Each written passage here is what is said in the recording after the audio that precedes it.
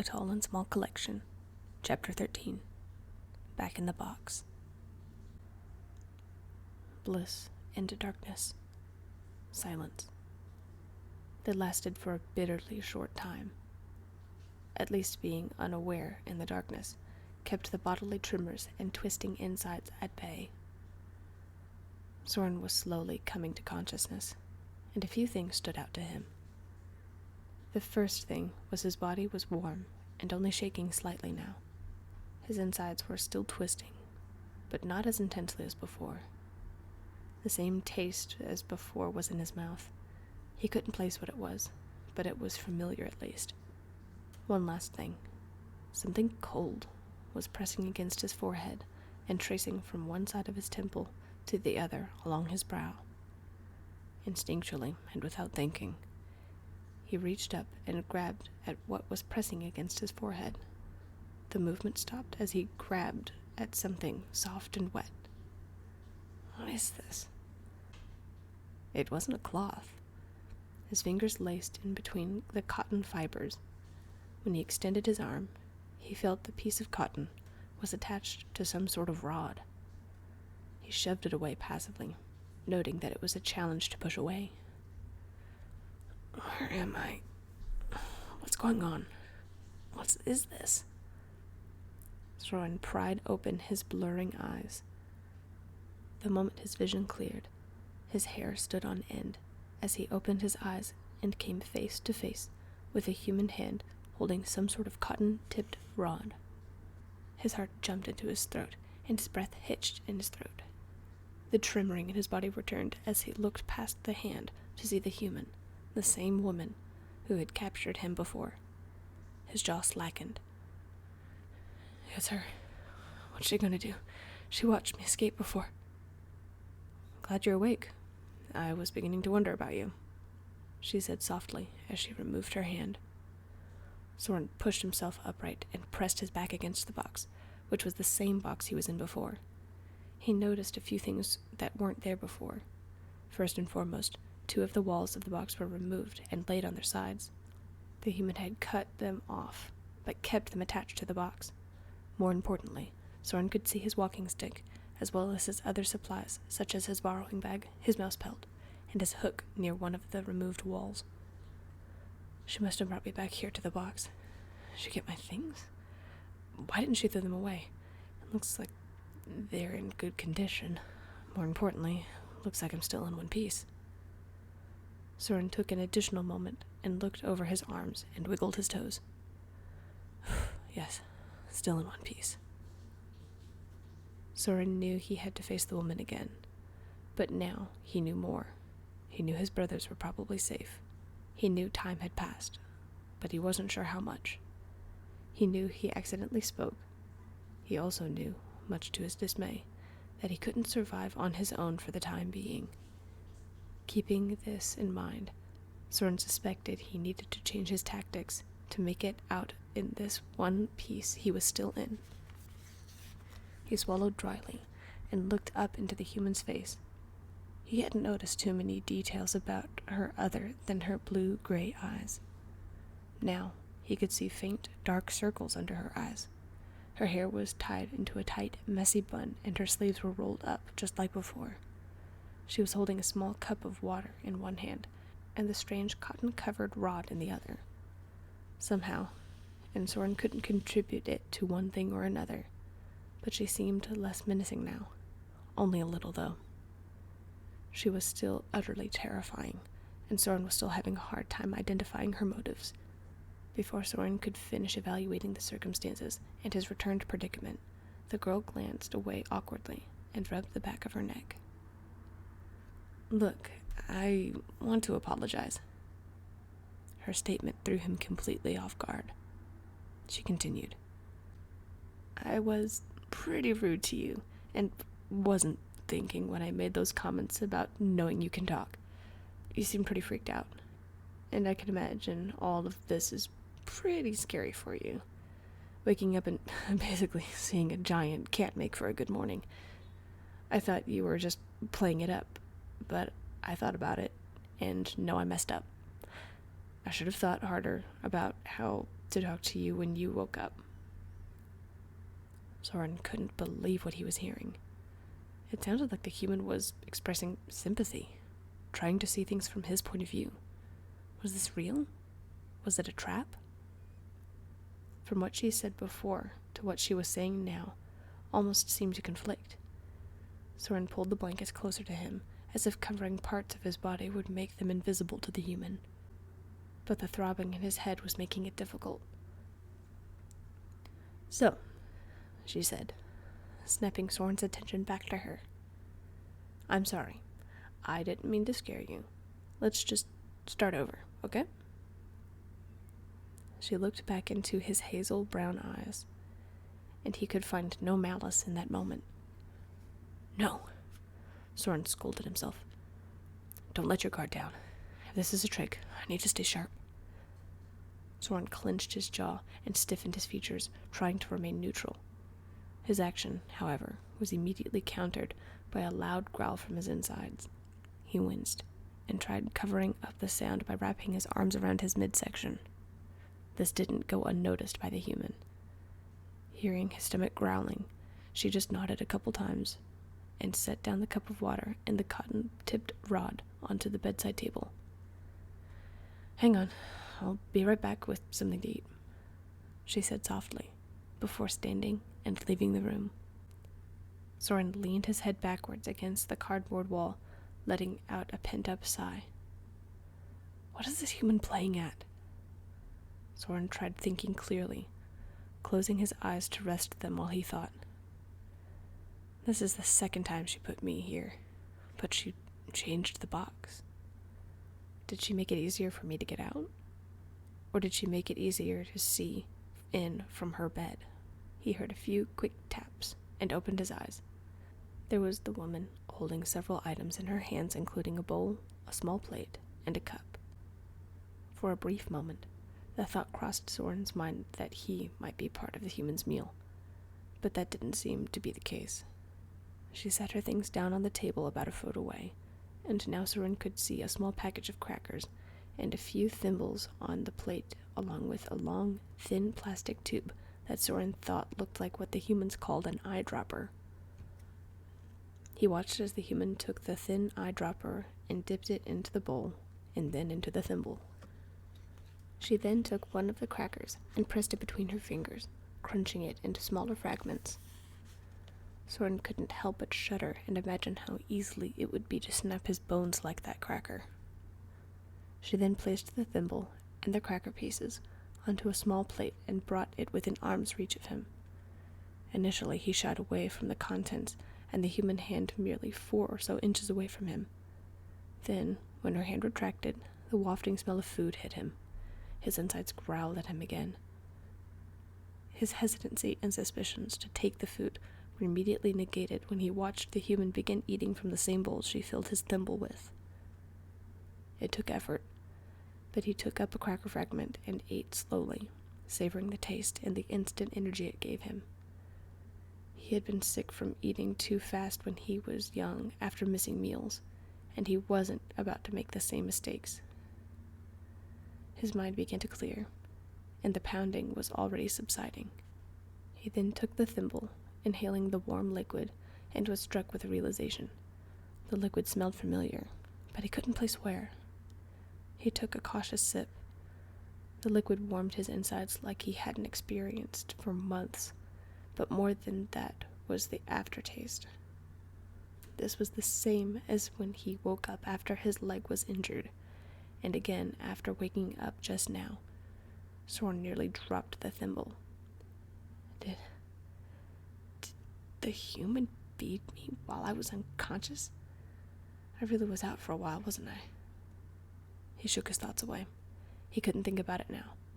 Regaining strength was the most important thing at this moment. Besides, whatever it was tasted amazing. It was still warm. In silence, the two of them ate a very tense but manageable meal. Once finished, Soren played with the edge of the thimble with one hand while finishing another cracker fragment with the other. He was now faced with the ultimate dilemma. What was he going to do now?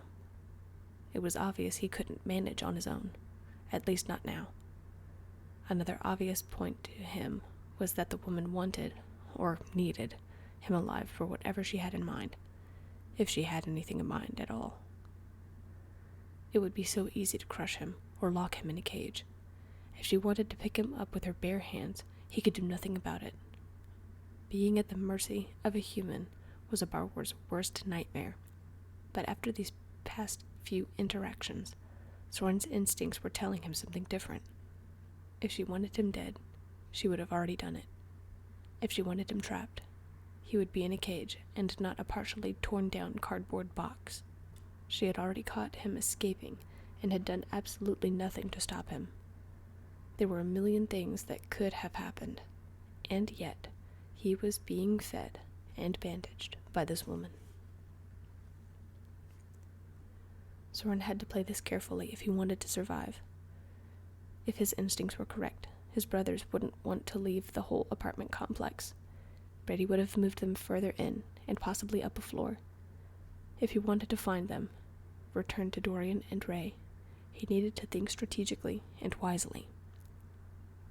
To survive and ensure the human would continue to help him, he needed to break a few borrower rules intentionally. It was a terrifying notion, but he had to try, and he hoped that, when the time came, he could manage to escape again. He raised his eyes to the human's, managing to catch her gaze almost instantly. Sadly, this gaze wasn't held for very long, because he looked away nervously. His heart began pounding harder and faster as he acknowledged the magnitude of what he was about to do. He took one last calming breath before raising his voice to speak. "Thank you," said Soren. He hated that he initially stuttered when addressing the human. No going back now. He didn't need to look up to see the human's eyes widen slightly. Obviously, she didn't anticipate any kind of response from him. She brought the bowl down into her lap, slowly, and stared at him with the same curious fascination she had before. "You're welcome," she muttered in reply. Soren shifted uncomfortably as her gaze did not leave him. There was a long, awkward pause as the air in the apartment kicked on. "I'm Ashlyn. What's your name?" Soren bit his lower lip. Did he respond to the human and give out something personal like that? He inhaled shakily and bit his lower lip. It was a necessary risk he had to take. "Soren," he said, staring down at his thimble. "My name is Soren." The woman's lip turned upward in a thoughtful grin. "You weren't so keen on having a discussion before. What changed your mind?" The question was a challenging one, and Soren wasn't sure how he wanted to answer it. "She's had to think of it already. I can't say I didn't understand before. It would look bad if I tried to lie." "I don't see the point in pretending when you already know," said Soren. He hoped the human couldn't hear the way his voice trembled as he spoke. His heart beat rapidly in his neck. His body felt like it was on pins and needles. She shrugged. "Makes sense, I guess," she replied. Soren felt as though his heart was beating air by the way it fluttered in his chest. "Besides," Soren dared to continue, "I have some questions for you." The woman seemed surprised, but gave the go-ahead with a nod. Soren knew he had to be careful to not give anything away about borrowers, but there were some things that he needed to know, regardless of what might happen. "Right. How long was I unconscious?" asked Soren. He didn't think the human would agree to answer his questions without something in return, and who knew if she would be honest. In between thoughts, he wanted to gasp for air. Instead, Soren forced himself to breathe as calmly as he could. He felt himself panicking each time he glanced up at the human, but at least her demeanor seemed less threatening now. Well, you were only out for a couple hours this past time. You were on the counter in the kitchen when I found you. The first time, you were out for 3 days. Well, mostly. I found you in the evening of the first day, and you woke up this afternoon, replied Ashlyn. No way. Soren hung his head and clenched his fists. 3 days? I was unconscious and feverish for 3 days? And in the care of a human? At least the abandoned camp makes more sense. 3 days would have been more than enough time to relocate. Did that answer your question? Asked Ashlyn, partially startling Soren out of his spiraling mind. Numbly, he nodded. She simply smiled back. Good. Any others? Soren thought for a moment. Knowing he was out for 3 days told him everything he needed to know about his brothers. He knew his brothers were completely relocated, but he didn't know where. He knew he was once again with a human, though he was beginning to wonder what the human may have in store for him. He knew the human had been careful and tended to him for 3 days. Whatever she wanted from him, she needed him alive, and that was essential information. Well, nothing else? Asked Ashlyn. Soren could think of 1,000 others, but a couple rose to the surface. What mattered were the odds of getting out and escaping. Odds of escaping were decreased with more humans present, but Soren had only seen her, which brought him to his next question. Where's the other human who lives here? I've only seen you, asked Soren. Ashlyn's posture instantly stiffened, and Soren shrunk back slightly under the blanket, terrified he overstepped a boundary and would now receive a punishment. Instead, Ashlyn replied bluntly, He's not here, and he's not coming back. Got it, reassured Soren. She must have thought he looked pitiful, because the energy and stiffness melted after a few more brooding seconds, and the tension around her decreased. Anything else? She asked. There was one more dreadful question that needed to be addressed. He hated to prod, but he had little else to lose at this point. Soren pulled himself back out from under the blanket and propped his back against the cardboard wall and exhaled slowly one more time before speaking again. Have you told anyone about me? Finding me? Seeing me? He asked. The borrower braced himself for the results. Ashlyn shook her head. No, I haven't. I almost called EMS when I found you, but thought better of it.